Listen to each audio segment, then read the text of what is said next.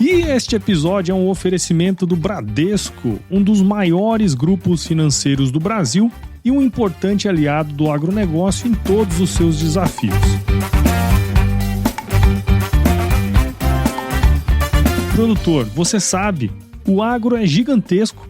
Desde as operações antes, dentro e após a porteira, tudo é essencial para garantir o alimento à mesa dos brasileiros. E entre a terra e os nossos lares, muitas etapas acontecem. Por isso, ter um parceiro que entende do seu negócio em todas as fases desse ciclo é crucial. O Bradesco oferece um portfólio completo de produtos e serviços que atendem a todas as suas necessidades. E é aí que entra a CPR do Bradesco, a Cédula de Produto Rural, que proporciona acesso a recursos, ajudando a desenvolver sua atividade agropecuária com pagamentos alinhados ao seu fluxo de caixa e documentação simplificada. Quer saber mais sobre a CPR do Bradesco? Acesse agro.bradesco ou visite qualquer uma das agências espalhadas pelo Brasil inteiro. De ponta a ponta, é com o Bradesco que o agro conta. Crédito sujeito à disponibilidade, aprovação e demais condições do produto.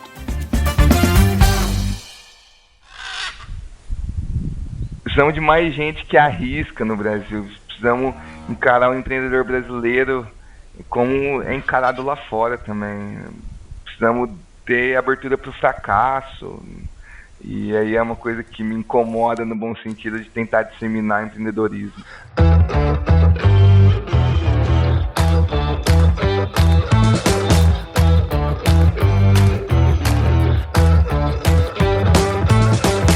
E aí, pessoal, tudo beleza? Estamos começando mais um episódio aqui do Agro Resenha e nesta semana estou aqui com o Henrique Galvani, que é sócio fundador e CEO da Arara Seed, cara. Henrique, muito obrigado por estar aqui com a gente e seja super bem-vindo ao Agro Resenha Podcast. Muito obrigado pelo convite, para mim é um prazer estar aqui no Agro Resenha, esse podcast que eu acompanho bastante. Acho que vocês são dos pioneiros aí do podcast do agro, né? Então sempre bacana estar ouvindo e conhecendo a história de empreendedores e gente que atua no agro aqui. O Agro Resenha é o primeiro podcast do agro aí do Brasil. Estamos aí já há 7 anos nessa batalha aí, cara. Não, bom demais. Bom demais. E para você que tá aí ouvindo, já sabe, aqui no Agro Resenha, porteira não tem tramela para quem busca se informar sobre assuntos ligados ao agronegócio. Então não sai daí, porque esse bate-papo, você já viu, vai ser muito legal. Firma o golpe que nós já estamos de volta.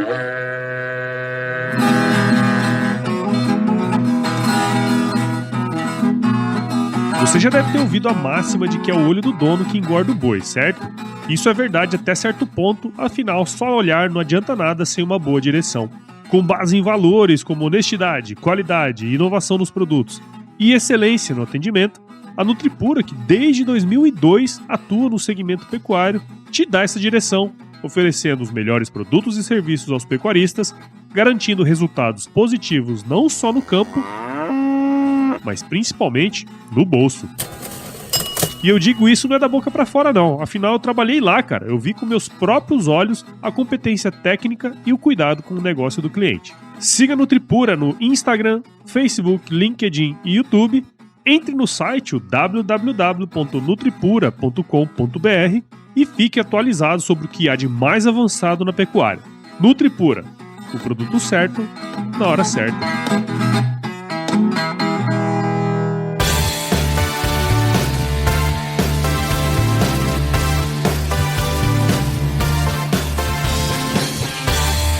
Muito bem, estamos aqui de volta com o Henrique. E Henrique, pra gente, como você já ouviu o Agro Resenha, você sabe muito bem, gostamos de ouvir histórias, né, cara? Então conta um pouquinho da sua aí pra gente. Eu sou aqui do interior do estado de São Paulo, pode ver pelo sotaque, né? Sou de Morro Agudo, uma cidade de 30 mil habitantes, bem pequenininha. Você é da cidade dos meninos lá, dos primos agro lá, não é? Exatamente, Dudu, do João, muito bacana os meninos, conheço eles, fazem um trabalho excepcional de comunicar o agro como deve ser, né? Divertido, descontraído e educativo, né? E aí eu não sou filho de produtor, mas sempre por estar em Morragudo, muito amigo ali de produtores rurais, de fazendeiros, né? E Morragudo é uma região muito forte no mercado sucroenergético, né? Um dos maiores produtores de cana do Brasil, que consequentemente é do mundo. Disputa ali com Uberaba, pau a pau, ano a ano, quem que produz mais cana. Tem muita usina ali perto. E minha história com água começa por ter nascido em Morragudo. Em 2011 também eu fui morar fora do país, 2010 e 11, fui morar em Lincoln, Nebraska. Nebraska também é muito forte, o Corn Belt americano, né? Um dos estados que mais, ou melhor, o estado que mais produz milho nos Estados Unidos, né? Só o estado de Nebraska. Muito confinamento também, né? Muito confinamento, muito pivô. Só o estado de Nebraska tem mais pivô que o Brasil inteiro. É um negócio impressionante e realmente me impactou por ter morado lá e ver produtores de 50 hectares, a estrutura que tinha na fazenda, né? Voltando pro Brasil em 2011, comecei a estudar aqui em Ribeirão Preto. Em 2013 eu entrei numa firma de auditoria, consultoria e M&A focado no agro, que é a BLB, tá até o login aqui atrás, BLB Brasil. Eu atendia clientes do agronegócio, meus clientes eram grandes agricultores, revendas agrícolas, usinas de açúcar e álcool, cooperativas agrícolas, então sempre imerso no agronegócio. Em 2018 eu quis estudar inglês para negócios e inovação na Califórnia, fui para lá, fiquei 4 meses em San Diego, conhecendo um pouquinho do que estava rolando no mercado de venture capital, que para mim era algo novo, né, de capital de risco, startup, estava começando a bombar isso no Brasil nessa época, né? Sim. E voltando ao Brasil em 2019, a gente funda a BLB Ventures, que começa a investir em startup no modelo de venture builder, né? Que não é só o recurso financeiro, mas atuando no dia a dia com o time de tecnologia, com o time de marketing, time de vendas, todo o administrativo, advogado. Então a gente colocava à disposição das startups, né, que a gente cofundava, né? A gente se posiciona como cofundador, toda a nossa estrutura, né? E isso a gente fizemos em 5 negócios, e um deles é a Arara Seed, em qual a pauta daqui de hoje, em qual eu estou focado 100% do meu tempo hoje, para construir primeiro crowdfunding 100% focado no agro, né? Então a ideia da Arara Seed foi muito da gente ouvir de investidores, quero investir em startup, mas não quero começar com cheques grandes, quero começar um pouco mais tímido, diversificando meu portfólio de investimento. Nós vimos a regulação da CVM 88, achamos muito interessante a inclusão do mercado de capitais para startup, né? E para nós, uma das principais dores de quem investe nesse mercado é liquidez. Quando a gente está criando assim, um mercado de capital para startup, a gente gera mais liquidez para os investidores, e aí desde 2022 a gente está se posicionando como um crowdfunding 100% especializado no agronegócio. Entre ofertas públicas e privadas, captamos um pouco mais de 32 milhões de reais ali em 2 anos. Legal. Não, bacana, acho que é interessante essa sua jornada, né, cara? E eu queria explorar um pouquinho mais, até antes da gente entrar nesse assunto mais específico aí, né, do investimento, enfim, todo o trabalho que vocês fazem na Arara, que é o seguinte, né, cara? Você não tem formação no agro, inclusive você é formado em administração, né? Pelo que eu vi aqui. Na verdade, comecei EDM, logo mudei para contabilidade. Formado em contabilidade. Tudo no mesmo mote ali, né, cara? Porque assim, tá na área de auditoria, quer dizer, cara, vocês têm que mexer com coisas bem palpáveis, vamos dizer assim, né, cara? Eu percebi que, você é de uma região agrícola e no interior de São Paulo, foi morar no exterior num lugar onde tem uma vocação pro agro também, né, cara?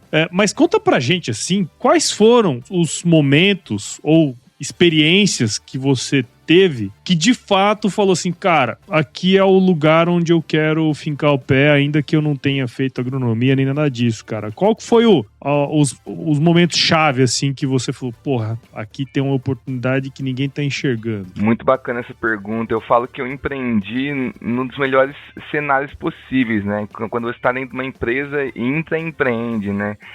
De certa forma tem uma segurança a mais, né, que você tem a garantia que tua grana no final do mês vai estar caindo ali, porque tem um grupo por trás te apoiando. Então, meu grande lance de empreender foi muito pela questão da empresa sempre incentivar isso e pelos meus clientes sempre serem focados no agronegócio, vendo o crescimento desse mercado, né? A gente saiu em 20 anos um dos maiores importadores de alimentos do mundo para um dos maiores exportadores exportadores ou melhor, top 3 exportadores de alimentos do mundo, né? Então, liderando aí várias commodities, né? Como suco de laranja, própria soja agora também, boi, enfim. O Brasil tem um potencial muito grande no agronegócio, um agro bem sustentável, inclusive, e aí enxergamos uma oportunidade. Quando a gente viu esse mercado, especificamente de crowdfunding, né, mais agnóstico, não tem ninguém se posicionando como especialista em uma tese de investimento específica, né, e a gente falou assim, cara, o agro, ele é muito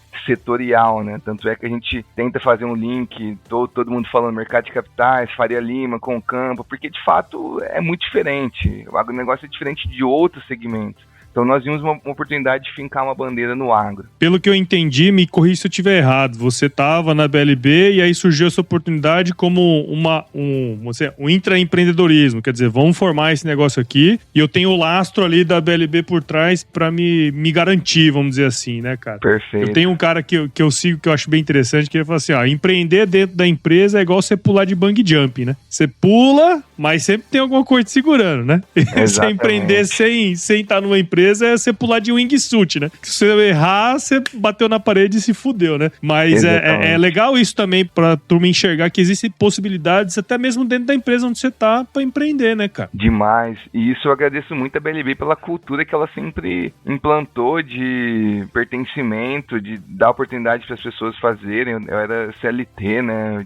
Sou um cara que saiu CLT pra agora virar um diretor, um CEO, ter de fato oportunidade de participação na empresa. Poucas empresas fazem bem isso, né? E aí não é jabá, mas é tirar muito chapéu pra cultura dos sócios mesmo, de dar oportunidade pra quem tá dentro, e não igual 95% do mercado faz, que é buscar oportunidades quem tá lá fora, né? Legal, cara. Não, legal, isso é um baita do insight, inclusive, pra quem é empreendedor ou quem é dono de empresa que tá ouvindo a gente aqui, e fala assim, de repente tem uns Henriques Galvanes aí na minha equipe e eu não tô sabendo, né, cara? Exato. E, cara, outra coisa também que me trouxe alguns pensamentos aqui pra gente trazer, cara, que é assim, no mundo da auditoria, você tem um critério gigantesco, né? Você tá lidando com o número da empresa dos outros, tem que ter aquele critério bastante aguçado, né? Só que aí, você foi pro mundo da inovação, que tem tudo menos critério. Óbvio que tem, né? Tô só falando aqui que tô tentando trazer esses dois universos, né? Um mais criativo, outro mais pé no chão ali. Como que foi, então, cara? Eu entendi que você tinha ali um lastro ali, né, te segurando e tal, mas qual que foi o clique que deu origem aí para vocês começarem a trazer essa ideia de plataforma de investimento coletivo, né, cara? Ainda mais focado no agro, que eu imagino que não tinha e não sei se tem outros além de vocês, mas você traz aí pra gente. Como que foi esse lance de, isso aqui pode ser uma oportunidade? A gente sempre tem um livro do José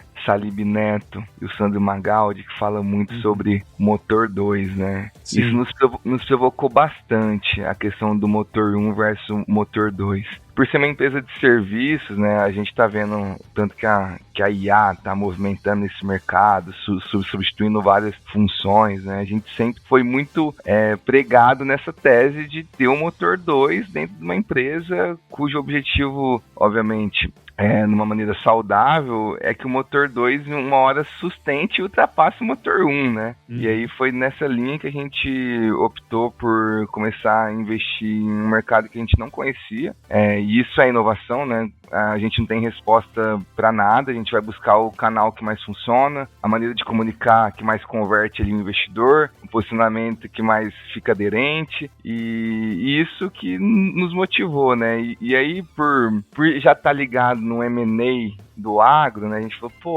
por que não plugar startup? A gente ainda não tem nada relacionado à nova economia, à inovação, e de fato enxergar isso como uma esteira, né? Pode ser uma esteira para o nosso M&A adiante. E é muito nessa linha que a gente viu uma oportunidade entre motor 1 e motor 2 da empresa. Mercado de capitais, quando a gente olha para o agro, representa quase 30% do PIB, mas quando a gente olha o mercado de capitais, 10%.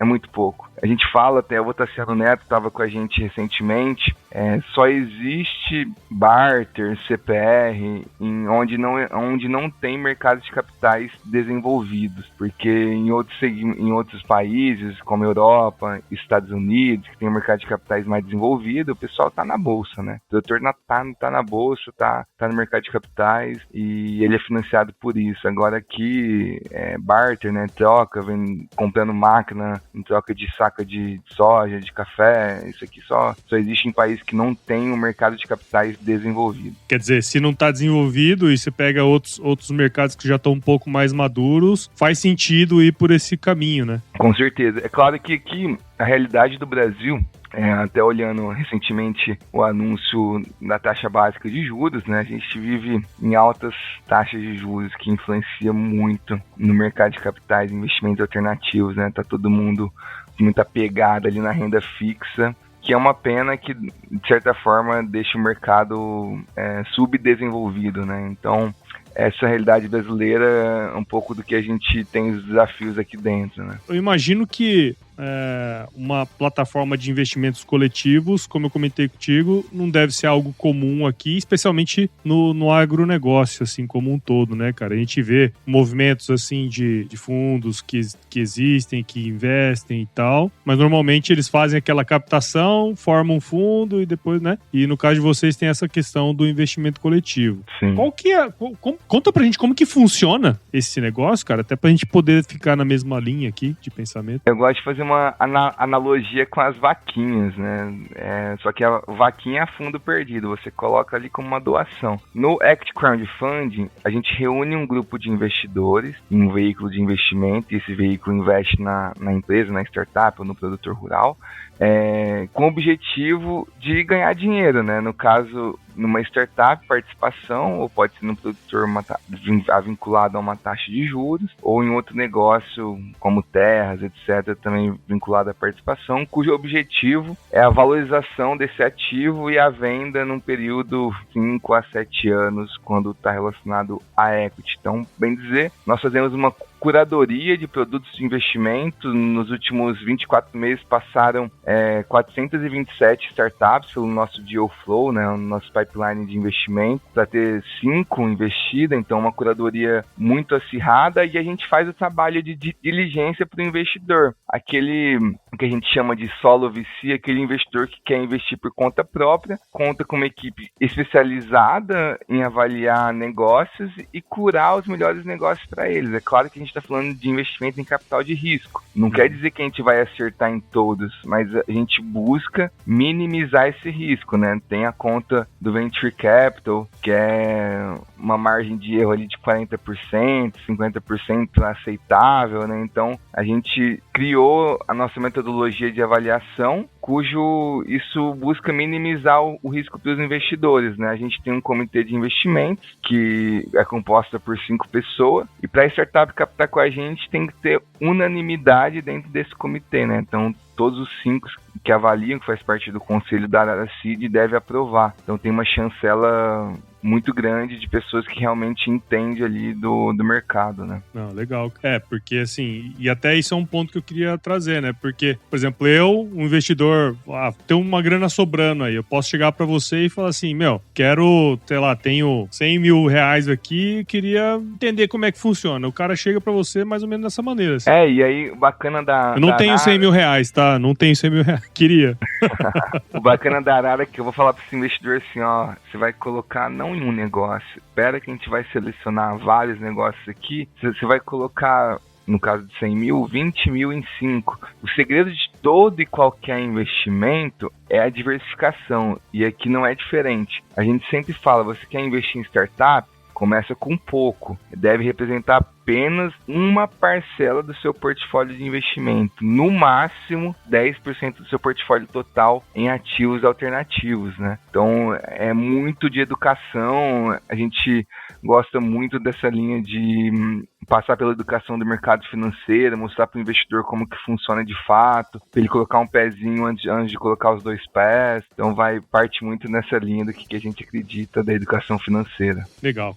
E você falou uma coisa interessante aí, que é essa questão do critério, né? Quer dizer, de tantas startups que passaram aí pelo crivo de vocês pegaram só uma parte bem pequena dele, justamente tentando minimizar a gente sabe, né? Que startup, a grande maioria não vinga, né? Então, quanto mais você minimizar o erro na escolha, de repente é onde você vai encontrar mais retorno, né, cara? Mas teria como você trazer pra gente quais são os principais critérios que vocês usam, assim, para avaliar investimentos que são potenciais? Quais são os principais, assim? Bacana. Hoje, a nossa tese de investimento parte de cheques de 400 mil a 2 milhões de reais em startups do agro, food e clima, que a gente fala da cadeia do valor do agro, que os empreendedores estejam full time no negócio, que a startup pelo menos fature 400 mil no ano e preferencialmente seja uma receita recorrente, ou seja, 40 mil de MRR, que é a receita recorrente mensal que a gente fala, né? Isso aí a gente já elimina boa parte do risco quando você investe numa ideia cujo risco é muito alto, né? Então geralmente a startup que capta com a gente já passou por um investimento anjo e a gente é o segundo investimento. Nós avaliamos muito aqui o time, isso não é bullshit, é muito importante entender quem que é o time, se os fundadores se complementam, se tem alguma divergência societária, se o cap table, que é a estrutura societária da empresa, está aderente ao que a gente chama de playbook internamente aqui. Então a gente faz essa avaliação do time, na sequência do mercado, né? Existe um mercado relevante para isso, como que essa empresa vai para o mercado, que é o go-to-market, qual vai ser o principal canal de ação dela, quem que são os concorrentes, quais são os cases, benchmark lá fora, como é que está sendo feito lá fora. Tem uma série de etapas que a gente avalia nessa questão do mercado, talvez a que a gente mais aprofunde, porque existem boas ideias para mercados pequenos, então a gente está correndo disso. E os financials, né, que é as demonstrações financeiras, contábeis da empresa, o quanto que ela está queimando de caixa, se é realmente uma startup que demanda muito caixa por crescimento, que a gente chama de cash intensive aqui.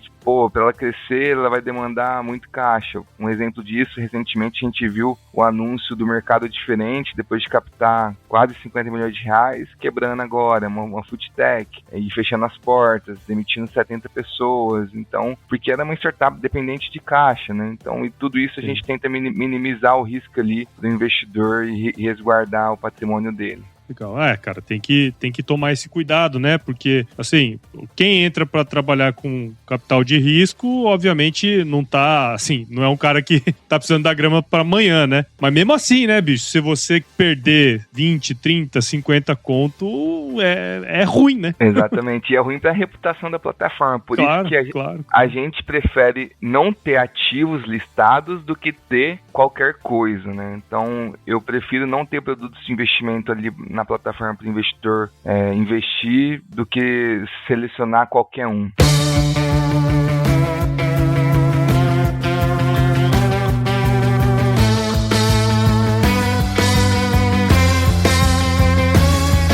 Agora pensando assim do lado da startup, né? Porra, eu sou uma startup e quero entender como a Araracid faz e tal. Quais, na sua visão, são os principais fatores que fazem com que uma startup se destaque entre as outras, assim? O que mais vocês enxergam, até baseado no que vocês nas que vocês já selecionaram, assim, cara? O que mais chama atenção? O que destaca mais, assim, cara? Gestão, processo, cultura e como ela vai para o mercado, go-to-market. Isso, para mim, são os grandes destaques ali de uma startup. Tá realmente, claro, o modelo de negócio também incluiria isso, né? Porque não adianta eu ter um mercado sem endereçar um modelo de negócio correto ali para aquele mercado. A precificação importa muito, né? A gente vê startups no mercado parecido, mas que o modelo de negócio é diferente e uma se destaca perante a outra pelo modelo de precificação, né? Isso aí é muito relevante. E a startup procura a gente por quê também, né? Porque hoje um processo de captação no Brasil leva de 6 a 12 meses. E, geralmente o fundador, ele fica imerso nesse processo e acaba deixando a operação de lado. Então, contando com uma plataforma que ele vai,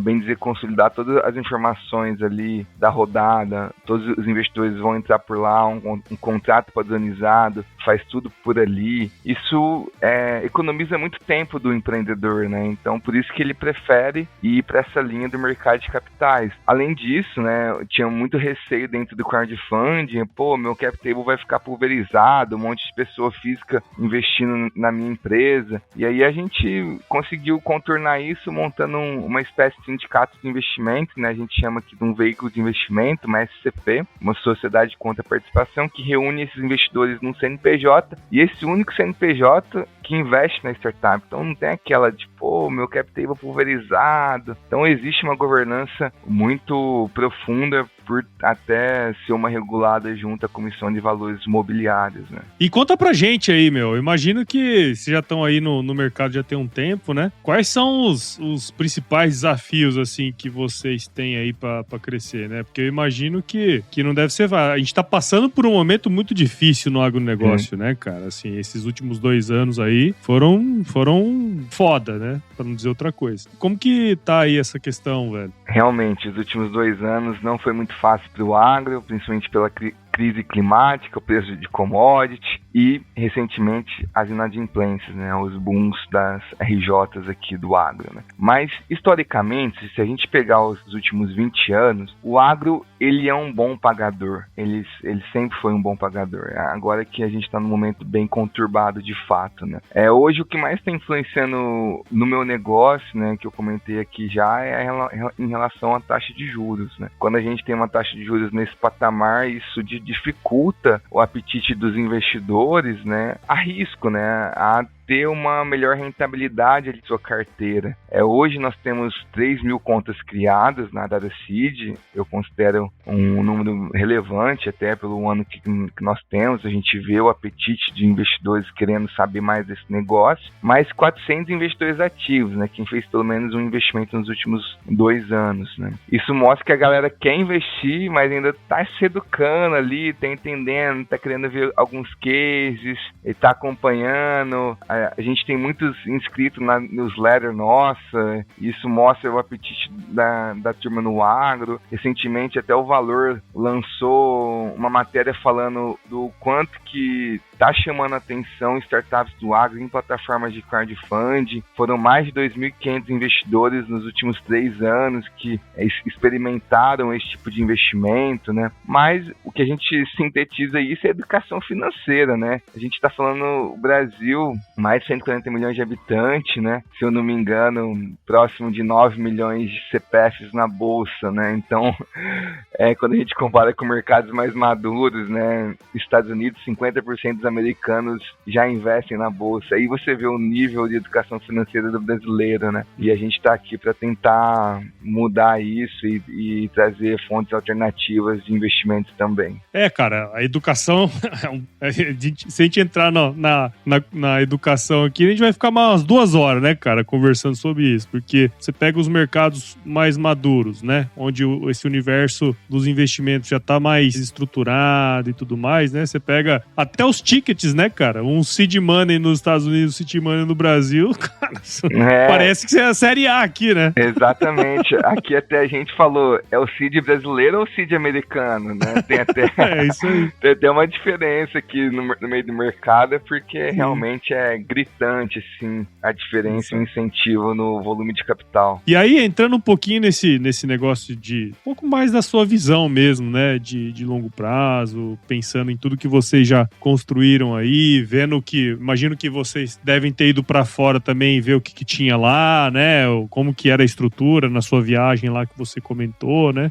Qual que é a sua visão de longo prazo em relação a esses investimentos em startups do agro aqui no Brasil? Quando a gente fala em startups do agro, o último levantamento do Radar AgTech, pouco próximo de 2.000 startups do agro. Eu comentei com vocês aqui que a gente mapeou 427 bem dizer ali 20% do mercado, né? Então a gente está falando que ainda é um mercado imaturo, a gente não vê mega rounds em termos de financiamento de startup quando a gente compara com outros segmentos, fintech, retail, até alguns casos de food também, logística, mobilidade, são rodadas muito maiores do que acontece no agronegócio. Para mim existe um desafio, uma que no Brasil a gente está falando de uma agricultura tropical e outra, o agro é cíclico, né? Tipo, se o produtor não contrata nessa safra, só daqui um ano para eu conseguir de fato ali um contato com ele. Por isso que eu falo, eu, Henrique, não acredito muito de fundos agnósticos investindo no agro.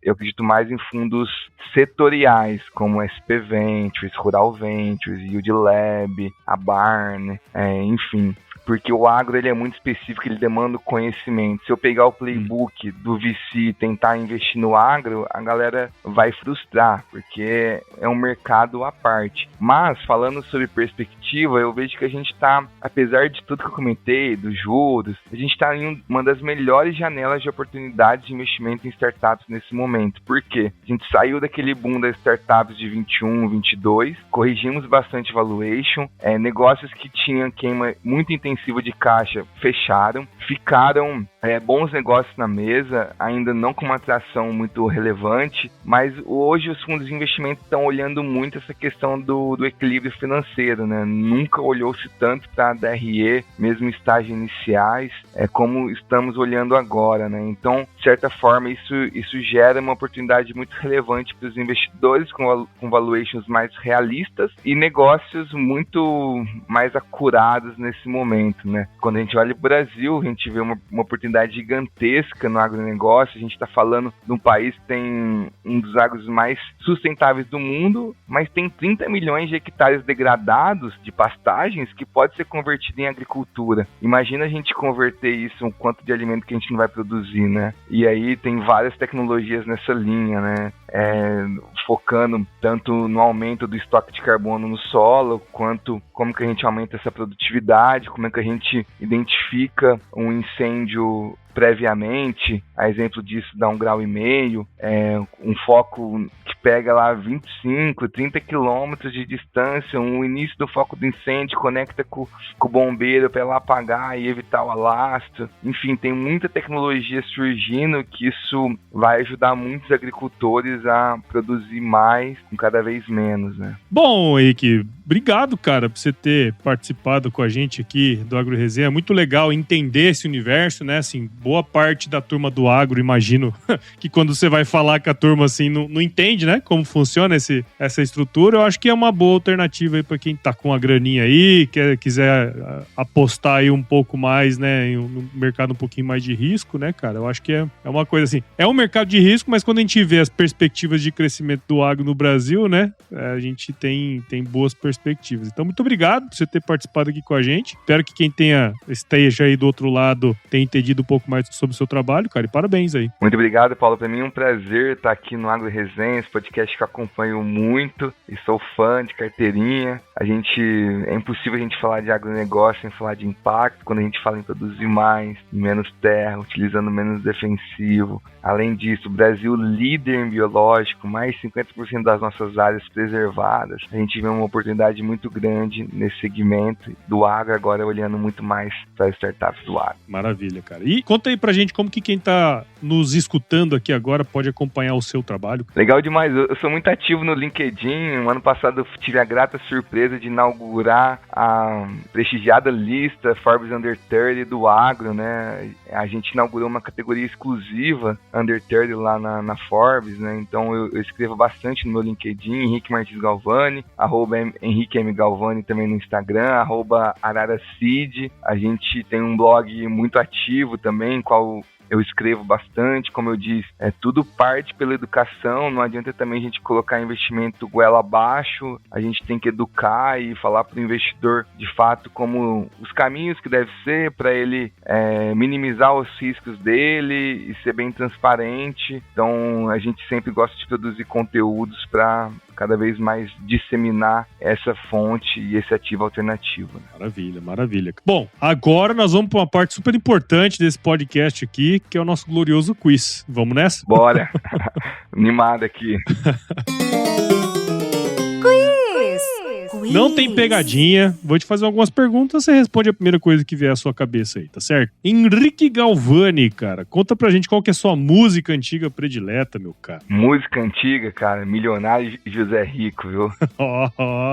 Tá certo. Milionário tá José Rico, pra mim um dos maiores do sertanejo raiz até hoje. Maravilha, maravilha. E conta pra gente aí, cara, qual que foi o lugar mais legal que você já visitou, meu? Cara, San Diego, na Califórnia, impressionante. E conta aí pra gente, cara. Sei que você é Forbes Under 30, mas qual que é a sua especialidade aí na cozinha, cara? Eu gosto muito de churrasco, fogo de chão, fiz curso, inclusive. Um churrasco raiz mesmo, fogo de chão, ficar na costelona lá, fazer uns negócios diferentes, fazer um salmão na tábua, fazer um arroz de polvo na parrilha. Eu gosto muito de fogo. Fogo é minha especialidade aí. Massa, massa. Eu entrevistei aqui há um tempo atrás o El Topador, né? Você deve acompanhar ele. Acompanho demais. É muito bom. Muito bom, inclusive, postou uma receita de chimichurri recente que eu quero replicar ela, viu? Eu vi também, eu vi. Tem ele, eu entrevistei a Elô Palácio também aqui. Demais a conta. E Henrique, conta pra gente, cara, indica aí um livro que de alguma maneira te impactou e que você pode compartilhar conosco aí, cara. Pra mim, um dos mais impactantes é O Lado Difícil das Situações Difíceis. Ben Horowitz. The Hard Things About the Hard Things. Eu sempre cito ele porque foi um dos mais marcantes pra mim em termos de gestão, e do Salib Neto também, que ele fala sobre Motor 2, né? Que é o Gestão da Manhã, né? Gestão da Manhã, exatamente.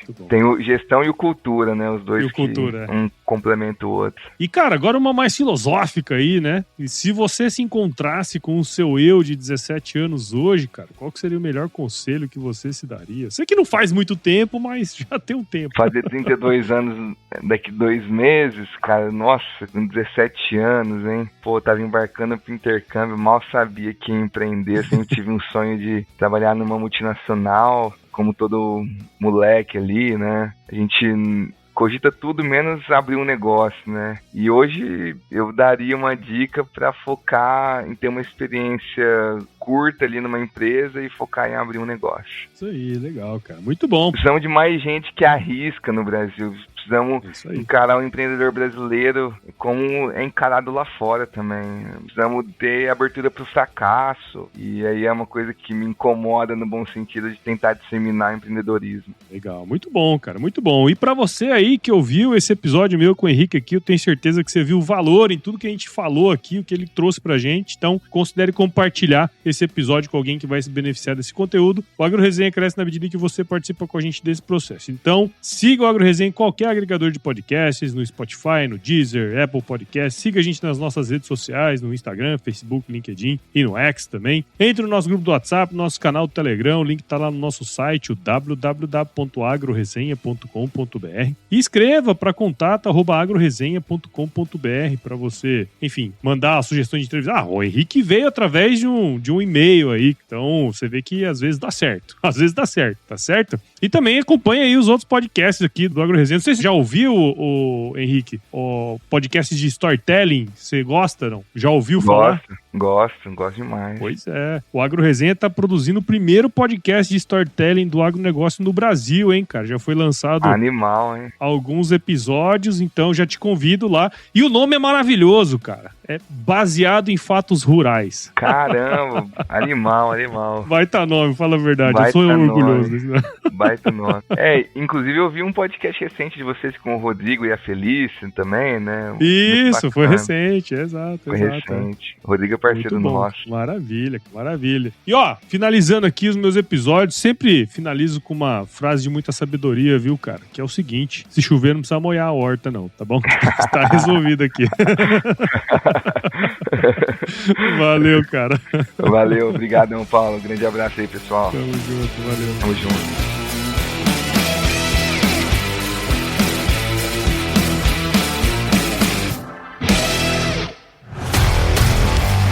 E aí, você gostou desse podcast? Se gostou, considere compartilhar esse episódio com alguma pessoa que irá se beneficiar desse conteúdo e nos ajude a alcançar ainda mais pessoas. O roteiro e a apresentação desse episódio foi do Paulo Ozaki, a produção do Agro Resenha e a edição do Senhor A.